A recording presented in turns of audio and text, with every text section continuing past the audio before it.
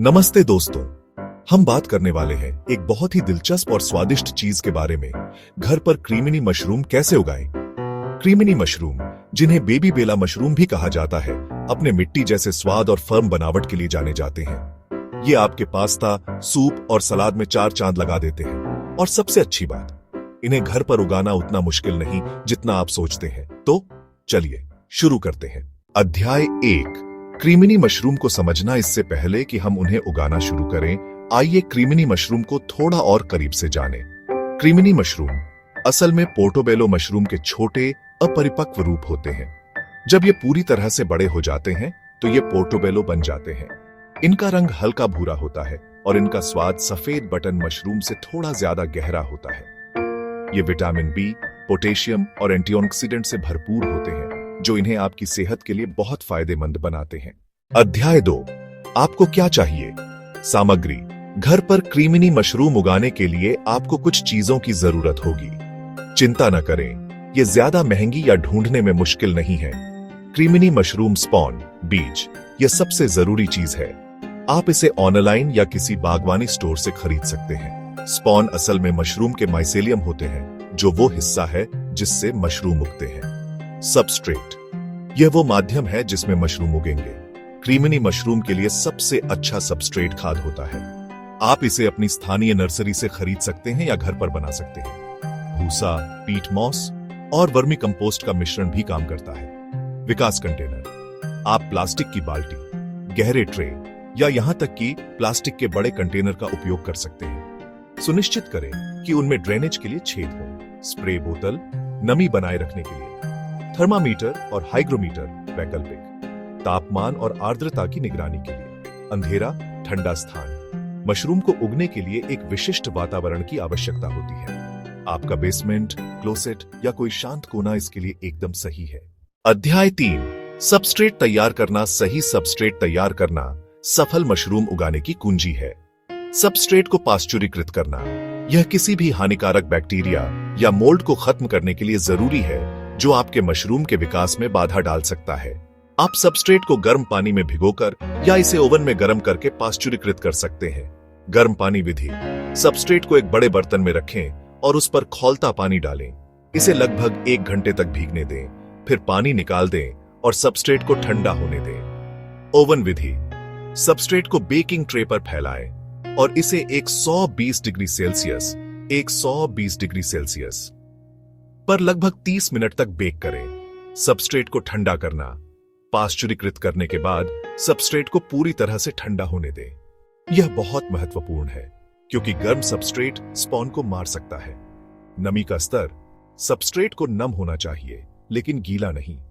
जब आप इसे अपने हाथ में निचोड़ें तो कुछ बूंदें पानी निकलनी चाहिए, लेकिन ज्यादा नहीं।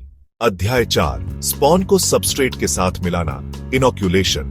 अब सबसे रोमांचक हिस्सा, हाथ धोएं। किसी भी संदूषण से बचने के लिए अपने हाथों को अच्छी तरह से धो लें और सैनिटाइजर का उपयोग करें। स्पॉन मिलाएं। सबस्ट्रेट को अपने कंटेनर में रखें और उसमें मशरूम स्पॉन मिलाएं। आमतौर पर लगभग 5 पाउंड सबस्ट्रेट के लिए लगभग आधा पाउंड स्पॉन की आवश्यकता होती है। स्पॉन को सबस्ट्रेट में समान रूप से फैलाएं। कंटेनर को ढकें। कंटेनर को एक ढक्कन या प्लास्टिक रैप से कसकर ढक दें। यदि ढक्कन में छेद नहीं है तो हवा के संचार के लिए कुछ छोटे छेद करें। अध्याय 5, माइसेलियम के विकास की प्रतीक्षा करना। अंधेरा चरण। अब धैर्य रखने का समय है। अंधेरा और ठंडा स्थान। कंटेनर को एक अंधेरे और ठंडे स्थान पर रखें, जहां का तापमान लगभग 18 से 24 डिग्री सेल्सियस के बीच हो। नमी बनाए रखें। इस चरण के दौरान सबस्ट्रेट को नम रखना महत्वपूर्ण है।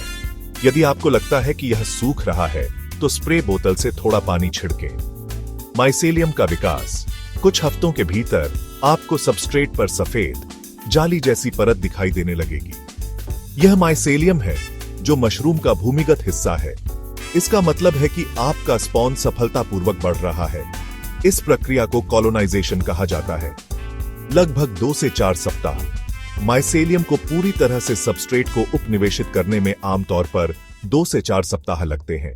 अध्याय 6, फलने का चरण, प्रकाश और नमी। एक बार जब माइसेलियम पूरी तरह से सबस्ट्रेट को उपनिवेशित कर लेता है तो यह फलने के चरण में प्रवेश करने का समय है। कम तापमान। कंटेनर को एक ऐसे स्थान पर ले जाएं जहां का तापमान लगभग 13 से 18 डिग्री सेल्सियस 13 से 18 डिग्री सेल्सियस के बीच हो। यह मशरूम को फलने के लिए प्रेरित करेगा। अप्रत्यक्ष प्रकाश। मशरूम को सीधे धूप की जरूरत नहीं होती है, लेकिन उन्हें कुछ अप्रत्यक्ष प्रकाश की आवश्यकता होती है। एक खिड़की के पास रखें जहां सीधी धूप न आती हो, या एक फ्लोरोसेंट लाइट का उपयोग करें। उच्च आर्द्रता। इस चरण के दौरान उच्च आर्द्रता बनाए रखना महत्वपूर्ण है।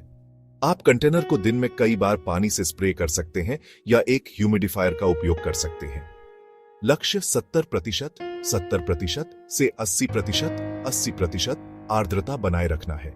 Air exchange. ताजी हवा का संचार भी महत्वपूर्ण है। दिन में कई बार ढक्कन हटाकर कुछ मिनटों के लिए हवा को अंदर और बाहर जाने दें। केसिंग परत। वैकल्पिक लेकिन अनुशंसित। कुछ उत्पादक फलने के चरण में सबस्ट्रेट के ऊपर पीट मॉस और वर्मी कंपोस्ट की एक पतली केसिंग परत जोड़ना पसंद करते हैं। यह मशरूम को उगने के लिए एक नम वातावरण प्रदान करता है और नमी को बनाए रखने में मदद करता है। यदि आप केसिंग परत का उपयोग करते हैं तो सुनिश्चित करें कि इसे पाश्चुरीकृत किया गया हो। अध्याय 7।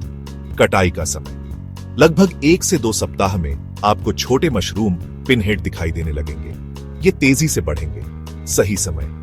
क्रीमिनी मशरूम की कटाई तब करें जब उनकी टोपी अभी भी कसकर उनके तने से जुड़ी हो। वे परिपक्व होने पर थोड़ा गहरे रंग के हो जाएंगे। कटाई कैसे करें? मशरूम को धीरे से मोड़कर या एक तेज साफ चाकू से तने के आधार पर काटकर हटाएं। कोशिश करें कि सबस्ट्रेट को ज्यादा परेशान न करें।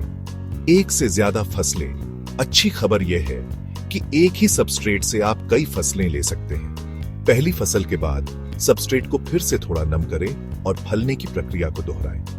आप आमतौर पर 2 से 3 फसलें प्राप्त कर सकते हैं। अध्याय 8। कुछ महत्वपूर्ण सुझाव और सावधानियां। सफाई सबसे जरूरी है। संदूषण से बचने के लिए हमेशा अपने हाथों और सभी उपकरणों को साफ रखें। तापमान और आर्द्रता पर नजर रखें।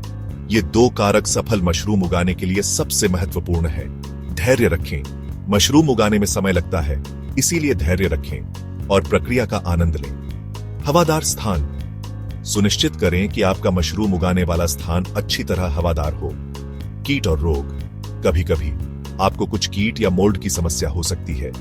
यदि आप मोल्ड देखते हैं तो प्रभावित हिस्से को हटा दें और अपने उपकरणों को साफ करें।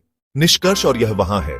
घर पर अपने खुद के क्रीमिनी मशरूम उगाने के लिए एक व्यापक गाइड। यह एक पुरस्कृत अनुभव है और अपने खुद के उगाए हुए मशरूम को खाना बहुत संतोषजनक होता है। क्या आपने कभी घर पर मशरूम उगाने की कोशिश की है? अपने अनुभव नीचे कमेंट्स में साझा करें। अगर आपको यह वीडियो पसंद आया तो इसे लाइक करना न भूलें। मेरे चैनल को सब्सक्राइब करें और उस घंटी आइकन को दबाएं ताकि आप मेरे आने वाले वीडियो मिस न करें। अगले वीडियो तक खुश रहे, स्वस्थ रहे और उगाते रहे। धन्यवाद।